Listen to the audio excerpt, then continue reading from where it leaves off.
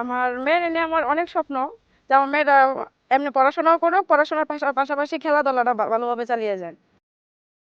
আমার 3টা মেয়ে, তার মধ্যে আমার মেজো মেয়েটা খেলতেছে। মেজো মেয়েটা যাতে আমার খেললা একটা ছেলে যতটুকু ডিপেন্ড করে তার চেয়ে বেশি ডিপেন্ড করে আমার মেয়েটা যাতে ভালো হোক।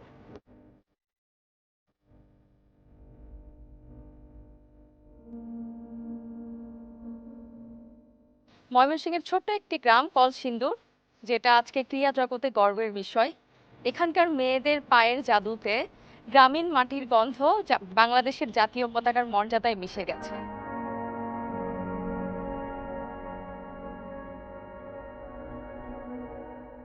Good afternoon.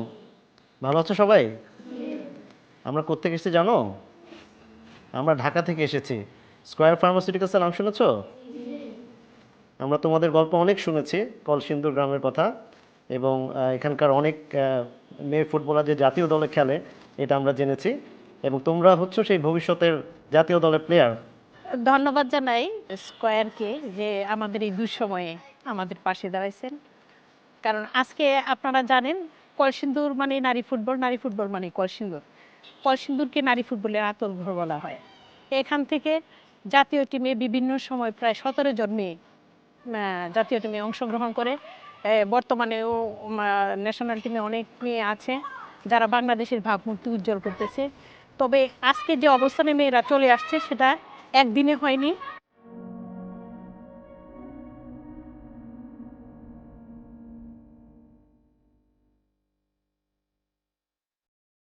মেয়েদের ফুটবলটা শুরু হয়েছে 2011 সাল থেকে, প্রাথমিক বিদ্যালয় ফুটবল টুর্নামেন্ট থেকে।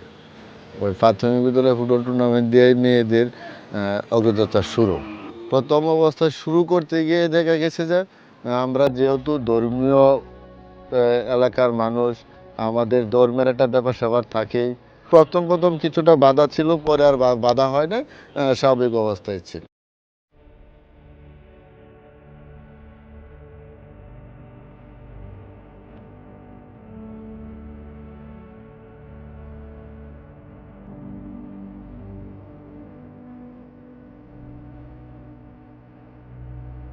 ফুটবলটা এখন আধুনিক হয়ে গেছে। আধুনিক ফুটবলের সাথে বা বহির্বিশ্বের সাথে যদি আমরা তাল মিলাতে চাই, আমাদের কিছু কিছু জিনিস এখনও বাকি। যেরকম আমাদের একটা জিম সেশন নাই, আমাদের আইস বাথের প্রয়োজন আছে। বাচ্চারা ইনজুরি হয়, বাচ্চাদের আইস বাথের প্রয়োজন আছে। যদি একটা ছোটোখাটো জিমের ব্যবস্থা থাকতো তাহলে ভালো হতো। আমাদের যদি একটা ভালো একটা ড্রেসিং রুম থাকতো, আমরা যদি এগুলোর চাহিদা যদি পূরণ হয় তাহলে আমাদের বাচ্চাদের আরও ভালো হবে। আজকে আমরা এসেছি বিভিন্ন ধরনের কার্যক্রম করব, তার মধ্যে একটা হচ্ছে আমরা তোমাদেরকে নিয়ে একটু মেডিকেল ক্যাম্প করব। তোমরা তো মাঠে কঠোর পরিশ্রম করে অনুশীলন করো, তাই না? কিন্তু মাঝে মাঝে আমাদের একটু ক্লান্তি চলে আসে, একটু শরীরটা অসুস্থ লাগে, একটু ক্লান্ত লাগে, একটু দুর্বল লাগে, হয় না? এই ধরনের যে প্রবলেমগুলো আছে, আর পাশাপাশি আমরা তো মেয়ে, বিভিন্ন ধরনের মেয়েলি সমস্যা আমাদের হয়ে থাকে। তোমাদের যাদের যে ধরনের সমস্যা আছে সব নিয়ে ওনার সাথে কথা বলবা, উনি তোমাদেরকে পরামর্শ দিবেন। আমি তোমাদেরই ডাক্তার। আমি ধোবাউড়া উপজেলা স্বাস্থ্য কমপ্লেক্সের ডাক্তার। তো আমি আজকে যদিও স্কয়ারের পক্ষ থেকে এসেছি, তোমাদের স্বাস্থ্য সমস্যা এবং কোনো প্রবলেম যদি থাকে সেটা নিয়ে আমার সাথে তোমরা খোলাখুলি আলোচনা করতে পারো। নমস্কার, আমার নাম পুষ্পা দাস। আমি মাঠে প্র্যাকটিস করতে গেলে আমার দুর্বল লাগে, ক্লান্ত লাগে। তো আমি এটাই জানতে চাইবো ওদের কাছে আমার কেন লাগে, এটা মানে কেন হয়। এটার একটা কারণ হতে পারে আমাদের আয়রন ঘাটতি। আয়রন ঘাটতি কীভাবে আমরা পূরণ করতে পারি? অবশ্যই খাদ্যর মাধ্যমে। এখন খাদ্য বলতে কোন খাদ্যগুলো, কোন খাবারগুলোর মধ্যে আমাদের আয়রন আছে? ডিম, বাদাম, শাকসবজি, ফলমূল, বেদেনা, তারপরে কলা, দুধ খেতে পারো। এছাড়াও যদি খাবারের মাধ্যমে আমাদের আয়রন ঘাটতি পূরণ না হয় তাহলে আমরা খেতে পারি কি? অবশ্যই আমাদের সাপ্লিমেন্টের প্রয়োজন আছে, কারণ সব প্রয়োজনীয়তা সবসময় খাদ্য দ্বারা পরিপূর্ণ হয় না। জিপসিআই, রিভোসিট, আরও আছে জিপ এ, এটাও স্কয়ার ফার্মাসিউটিক্যালের, যেগুলো খাদ্যের পাশাপাশি আমাদের আয়রনের চাহিদা পূরণ করতে পারে। আর আমরা যে ওষুধগুলো খাবো এগুলো অবশ্যই রেজিস্টার্ড ডক্টরের পরামর্শ অনুযায়ী খেতে হবে।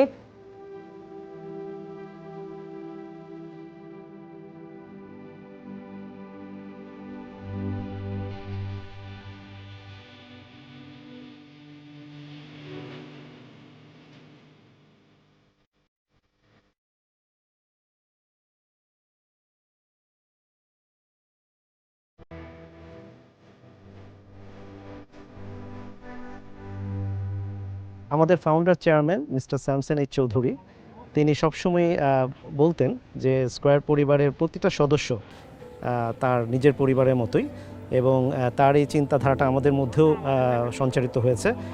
কলসিন্দুর সম্পর্কে আমি শুনেছি যে এখানে আমাদের মহিলা ফুটবলার টিম ওরা প্র্যাকটিস করে এবং ন্যাশনালি ওরা ফুটবল খেলছে, কিন্তু কখনো আমার এখানে আসার সৌভাগ্য হয়নি। তবে স্কয়ারের পক্ষ থেকে আজকে আমি কলসিন্দুর আসছি, ওদের সাথে আমি আজকে দেখা করলাম, খুব ভালো লাগছে। তবে ওদের কিছু প্রবলেমের কথা ওরা শেয়ার করছে, যে ওদের হচ্ছে আর্থিক শারীরিক বিভিন্ন সমস্যা, দারিদ্রতাও সমস্যা আছে। তো স্কয়ার একটা ভালো উদ্যোগ নিয়েছে বলে আমি মনে করি, যে ওদের হচ্ছে বিভিন্ন আর্থিক সুবিধা দেওয়া। আয়রনের ঘাটতি হলে কি কি সমস্যা হতে পারে এবং সেজন্য কি কি ঔষধ স্কয়ার ফার্মাসিউটিক্যালস বাজারজাত করে, সেই বিষয়গুলো নিয়েও এখানে কথা বলা হয়েছে। তো আমরা কিছু আমাদের ঔষধ আমরা তাদেরকে দিয়েছি, যেন প্রয়োজন হলে তারা সেই ওষুধগুলো গ্রহণ করতে পারে। পাশাপাশি আমরা তাদের জন্য বিভিন্ন উপহার সামগ্রীও নিয়ে এসেছিলাম। তো এই ছোট ছোট ফুটবলাররা খুবই খুশি হয়েছে আমাদের সামগ্রিক আয়োজনে। তো আমাদের যে ম্যানেজমেন্ট আছে বর্তমানে, আমাদের একটা কমন গোল আছে যে সাস্টেইনেবল ডেভেলপমেন্ট, আমাদের নারীদেরকে যত রকমভাবে সহায়তা করা যায়। তো বেসিক্যালি কলসিন্দুর গ্রামের এই নারী ফুটবলারদের পাশে আমরা এই জন্যই এসেছি। আমরা মনে করি যে স্যারের এই জন্মশতবার্ষিকীতে আমরা এই নারী ফুটবলারদের পাশে এই যে আমরা দাঁড়ালাম, যেটা আমরা আশা করি যে সামনেও আমরা অব্যাহত রাখবো। তো এটা এই সাস্টেইনেবল ডেভেলপমেন্টেরই একটা অংশ।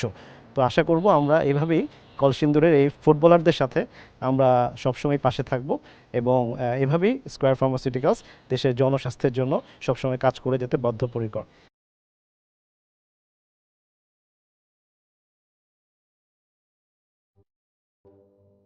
অনেক ত্যাগ, অনেক তিতিক্ষার পর, অনেক পরিশ্রমের পর মেয়েরা এখানে চলে আসছে।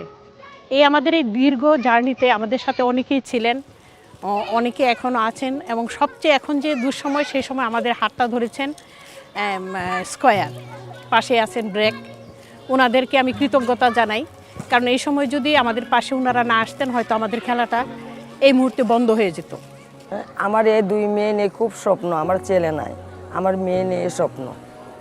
আমরা তো পড়াশোনা নাই, ওরার কাছে যেন শিখতে পারি, বুঝতে পারি, এইভাবে যেন যে ওরা আমরা বুঝাইতে পারে, শিখাইতে পারে ভালোভাবে, যেন যে ফুটবল খেলার যেন যে প্লেয়ার মারিয়া মান্ডার মতন, শিউলি আজমের মতন যেন হইতে পারে। ভবিষ্যতে লেখাপড়ার পাশাপাশি খেলাধুলা করবে। আমাদের অনেক স্বপ্ন, ওরা বাহিরে যে খেলাধুলা করবে। সানজিদা, তারপরে মারিয়া, তারপরে শিউলি, ওরা বাহিরে খেলাধুলা করে আসছে। আমাদের অনেক স্বপ্ন যে মেয়েরা অনেক ওদের মতন এগিয়ে যাবে। এতটুকুই আমার, তার প্রত্যাশা সে জাতীয় টিমে খেলবে, সে মানে বিভিন্ন জায়গায় গিয়ে খেলবে, এরপরে মা বাবার যেরকম মুখ উজ্জ্বল করবে, দেশ দর্শক সবার মুখ উজ্জ্বল করবে, যাতে সে ভালোভাবে খেলতে পারে। যাতে এটাই বলতে চাই যে বাংলাদেশ আমাকে চিনুক, ন্যাশনাল টিমে খেলি, চিনুক। আমি একজন মিডফিল্ডার, তো আমার স্বপ্ন আমি ন্যাশনাল টিমে খেলবো। আমার দেশের হয়ে আমি একটা পতাকা নিয়ে আসবো, সো এটা লাল সবুজের হবে। আমাদের বড় আপুরা যেরকম সাতকুলা বাস দিয়ে এসেছে, তো আমি চাই আমিও সাতকুলা বাস দিয়ে বিজয়ের ট্রফি নিয়ে আসবো। তোমাদের ভিতরে জাতীয় দলে কে কে খেলতে চাই দেখি একটু।